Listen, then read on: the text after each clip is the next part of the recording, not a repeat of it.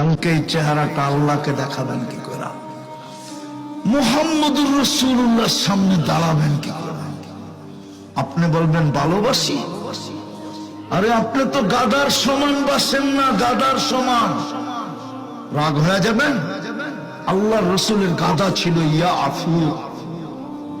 খায়বরের যুদ্ধে পাইছিলেন, পান নাই?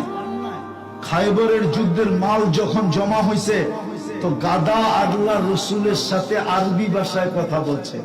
আয়েশা বলছে, ইয়া রাসূলুল্লাহ, আমার পূর্বপুরুষের পিঠে নবী ব্যতীত কেউ ওঠে নাই, আপনি আমাকে আপনার খেদমতে নিবেন? আল্লাহ রাসূল বলে, এখনো তো মাল ভাগ হয় নাই, আমি তোমাকে নেই তো নেই কি করে? তো সাহাবায়ে কেরাম দেখা বলতেছে, ইয়া রাসূলুল্লাহ, ভাগ হইতে হবে না, আমরা সবাই দাবি ছেড়ে দিলাম, আপনি নিয়ে নেন। নাম ছিল ইয়া আফু। আল্লাহর রাসূল মাঝে মাঝে পিঠে উঠতেন কখনো, কিন্তু বেশি কাজে লাগাইলেন দূতের কাজ।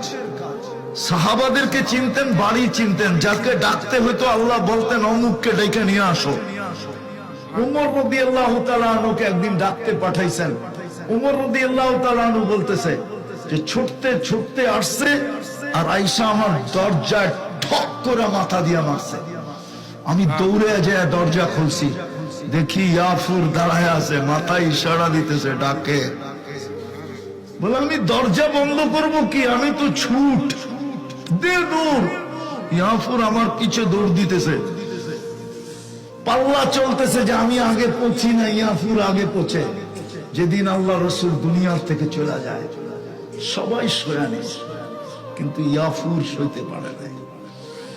সে মদিনার গলিতে দৌড়াইতেছিল আর আকাশের দিকে মুখ করে চিৎকার দিতেছিল। তার জানা ছিল না সামনে কুয়া ছিল, কুয়ার ভিতরে পড়ছে, চিরদিনের জন্য কবর হয়ে গেছে। আপনি কতটুকু ভালোবাসেন আল্লাহ রাসূলকে? কতটুকু? এতটুকু যতটুকু ইয়াফুর বাস্তব।